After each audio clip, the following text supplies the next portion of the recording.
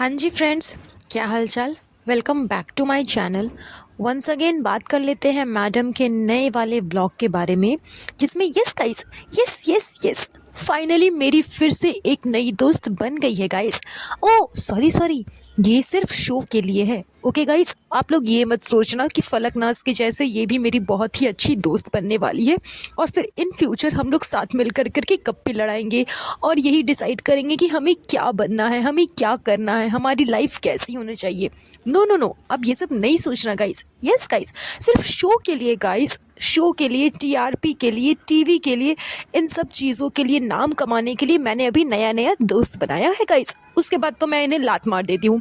मुझे कोई फ़र्क ही नहीं पड़ता कि मेरे कोई दोस्त भी है इंडस्ट्री में, क्योंकि मैं उनको अपने साथ लेकर नहीं चलती गाइस। मैं छोड़ देती हूँ, मैं सबको छोड़ देती हूँ। मेरे जनाब, मेरे लप्पू जनाब, सिर्फ मेरे जनाब मेरे अपने हैं गाइस। मेरी अम्मी, अम्मी जो कि मम्मी से भी ज़्यादा बढ़ के मेरी अम्मी मेरे लिए माँ है गाइस। बाकी सब ब्लैक पैचेस है गाइस। यस गाइस, तो फाइनली तेजू मेरी एक नई फ्रेंड बन चुकी है। मैं उसे जाने नहीं दे सकती गाइस। नो गाइस, वो मुझे ब्लॉक कर रही है, मैं ऐसा होने नहीं दे सकती।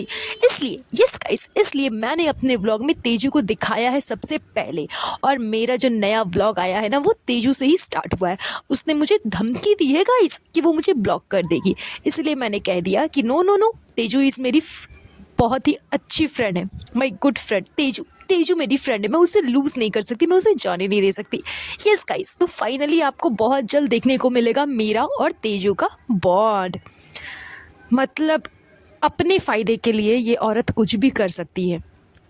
किसी को भी दोस्त बना सकती है, किसी को भी दुश्मन बना सकती है। जैसा कि फ़िलहाल नया नया इसका दोस्त अभी जो नई नई बनी है तेजू, वो सिर्फ़ और सिर्फ चैनल के लिए है, टीवी के लिए है, नाम कमाने के लिए है। अदरवाइज़ इन फ्यूचर इसके जो रिलेशनशिप रहते हैं इसके फ्रेंड के साथ में, वो तो आपको फलकनाज का वीडियो देख करके समझ में आ ही गया होगा। उसने कितना ज़्यादा ट्राई किया था इसको कॉल करने का, इससे बात करने का, इससे मिलने का, बट इसने कोई रिप्लाई नहीं दिया। यहाँ तक कि ये लोग मौदा भी गए थे, वहाँ से कुछ कहा था उसने इसको लाने के लिए, वो भी इसने नहीं लाया। मतलब काफ़ी काफ़ी डिफरेंसेस आ गए थे।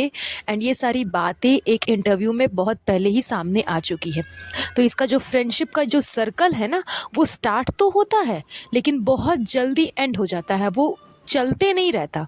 फ्रेंडशिप को ये फ्रेंडशिप बना करके लाइफ टाइम नहीं रखती, बहुत जल्द ही उसको एंड कर देती है।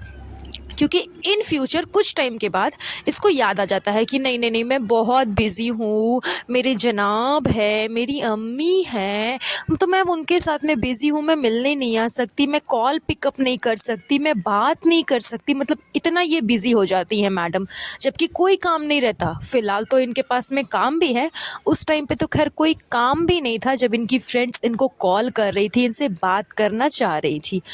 तो खैर अभी भी तेजू के साथ भी बस वही होने वाला है। ये जब तक शो चलने वाला है तब तक तेजू इसकी फ्रेंड है। उसके बाद बहुत जल्द तेजस्विनी भी इसके फ्रेंड सर्कल से बाहर निकल जाएगी। जिस तरह से मैंने कहा कि टाइम टू टाइम ये अपने दोस्त भी बना लेती है, दुश्मन भी बना लेती है। तो बात रह गई दुश्मनी की, तो आप सबको पता है कि कितनी जल्दी इसने इंटरव्यू में अपनी मम्मी को ब्लैक पैचेस बना दिया था।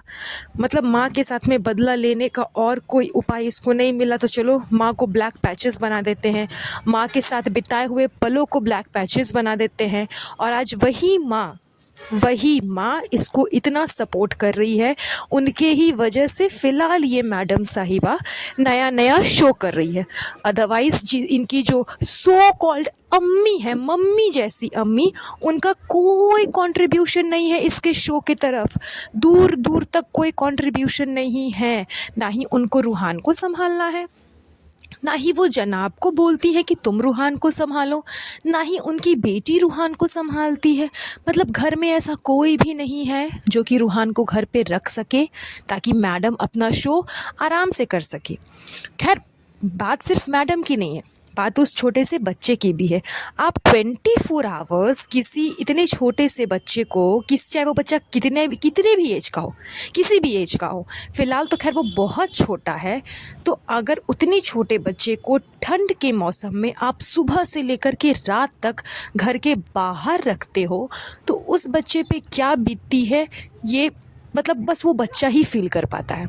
एक जो इन्वायरमेंट घर के अंदर होगा, एक जो इन्वायरमेंट घर के बाहर होगा, दोनों में ज़मीन आसमान का फ़र्क है। अगर मान लो दोनों सेम होते, घर के अंदर भी सेम कंफर्टेबल, घर के बाहर भी same to same comfortable zone उसको मिल रहा है, तो फिर घर लौट करके इंसान क्यों जाता, बाहर ही क्यों नहीं रह लेता। बहुत लोगों का ये क्वेश्चन होगा कि उसके लिए सारा सेटअप किया गया है, उसके लिए अलग से एक रूम है, वहाँ पे वो लोग रहते हैं, सारा खाना पीना सब अरेंजमेंट होता है, ये वो मतलब बहुत सारी बातें बहुत लोग कहेंगे।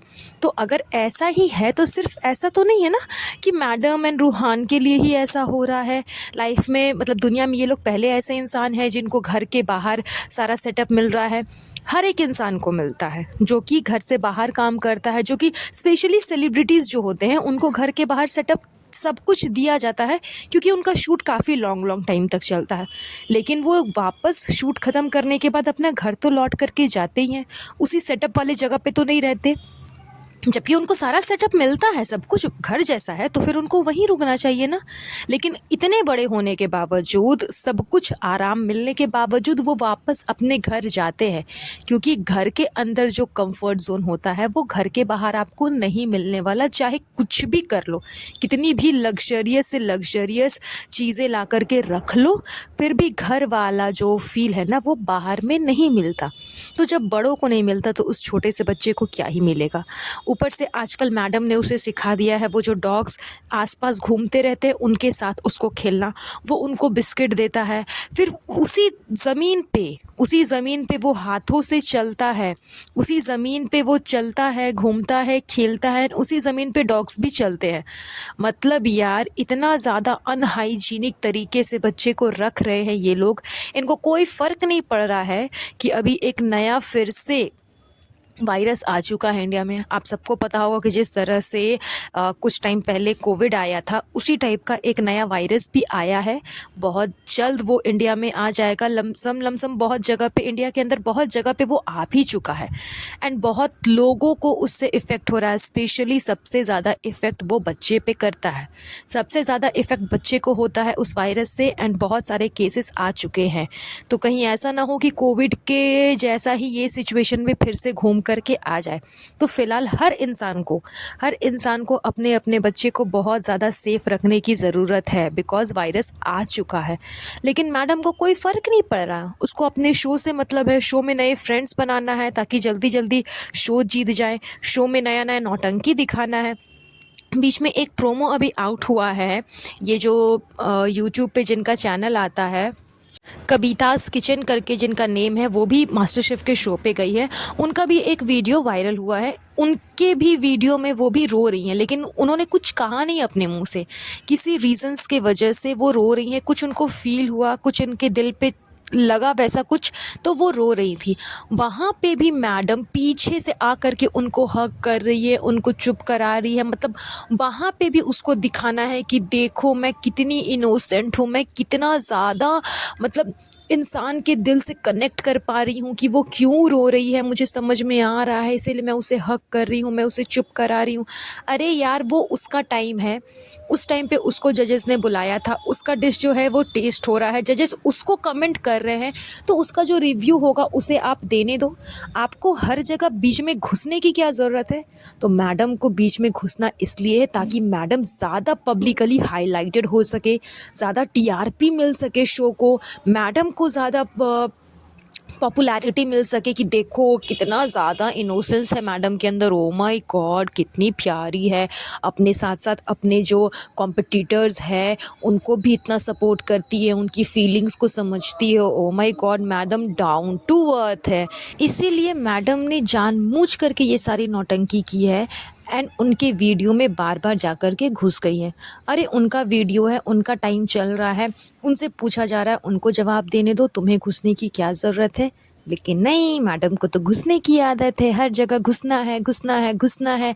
प्यारी बहू, प्यारी बेटी, प्यारी ननद, प्यारी भाभी, सब इसको बनना है, प्यारी माँ, सुपर वुमेन बनना है मैडम को, तो घुसना तो इसको पड़ेगा ही। वैसे भी इसने खुद ने अपने इंटरव्यू में बोल दिया कि मैं तो यहाँ सब लेडीज़ को रिप्रेजेंट करने आई हूँ, उनके अंदर जो फीलिंग है उनको जो दबाया जाता है उसे मैं बाहर निकालने के लिए आई हूँ, मैं होम कुक हूँ। तो ये सारा डायलॉग मैडम ने इसीलिए मारा था ताकि ये लाइमलाइट में आ जाए, हाईलाइटेड हो जाए, लोग इनके बारे में बात करें, इनका वीडियो वायरल हो जाए। तो सेम चीज़ इसने रिपीट की उनके साथ भी। जब उनका टाइम आया, जो कविताज़ किचन वाली है, उनका जब टाइम आया तो वहाँ भी मैडम घुस गई ताकि वहाँ पे भी ये हाईलाइटेड हो जाए। तो ये सारी नौटंकी ज़्यादा दिन चलने वाली नहीं है, जब तक मैडम शो में है बस तभी तक। आगे आपको और देखने को मिलेगा कि कौन कौन सी नौटंकी मैडम करती है। तो बस चलिए आज का ये पॉडकास्ट यहीं पर एंड करेंगे। बहुत जल्द मिलूंगी आप लोगों से नए पॉडकास्ट पे। तब तक के लिए आप सब अपना अपना ध्यान रखिएगा। Have a nice day. Bye bye.